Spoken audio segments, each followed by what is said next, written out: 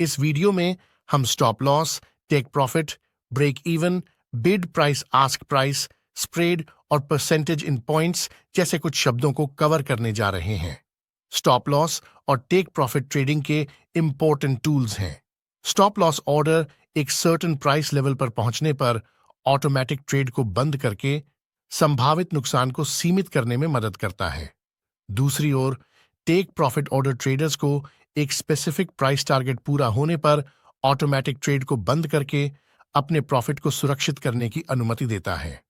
ये tools financial market में risk management और रिटर्न को अधिकतम करने के लिए महत्वपूर्ण हैं।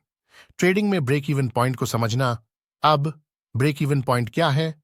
ट्रेडिंग में ब्रेक इवन पॉइंट एक महत्वपूर्ण कॉन्सेप्ट है। सरल भाषा में यह स्टॉप लॉस पॉइंट है जो ट्रेड की फेवरेबल दिशा में जाने पर रखा जाता है।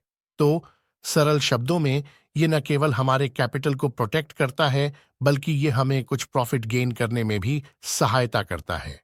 और जैसे ही मार्केट हमारी दिशा में जाता है, हम मैक्सिमम प्रॉफिट अर्न के लिए अपने ब्रेक इवन पॉइंट को ट्रेल कर सकते हैं। अब चलिए सेकंड टॉपिक पर चलते हैं, बिड एंड आस्क प्राइस। इस तस्वीर को देखने के बाद आपको समझ आ गया होगा।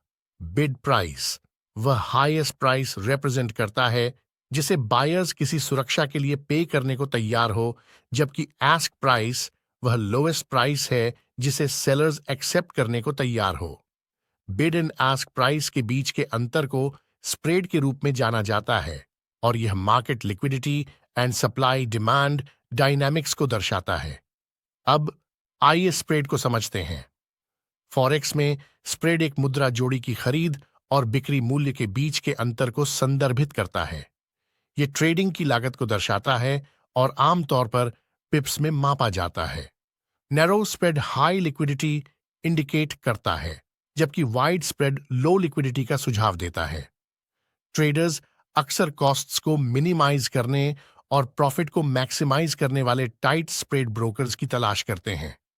Let's move to crucial part of forex, जिसे पीआईपी के रूप में भी जाना जाता है। विदेशी मुद्रा व्यापार में पिप शब्द मुद्रा जोड़ी के प्राइस क्वोट में दाईं ओर से दूसरे अंक को संदर्भित करता है, अंतिम अंक को छोड़कर, जिसे अक्सर पिपेट के रूप में संदर्भित किया जाता है। यह अंतर ट्रेडर्स को मूल्य आंदोलनों को सटीक रूप से मापने की अनुमति देता है। इसका उपयोग किसी ट्रेडिंग में लाभ या हानि को मापने के लिए किया जाता है। मान लीजिए कि आप EUR USD मुद्रा जोड़ी का व्यापार कर रहे हैं और वर्तमान विनिमय दर 1.2000 है। यदि विनिमय दर 1.20100 पर जाती है तो यह 10 पिप्स का परिवर्तन है। अनदर एग्जाम्पल, यदि आप यूरो USD को 1.20000 पर खरीदते हैं और इसे 1.20500 पर बेचते हैं तो आपने 50 पिप्स का लाभ कमाया है। इसलिए डियर ट्रेडर्स, जब भी आप ट्रेडिंग करें तो अंतिम अंक की गिनती से बचें।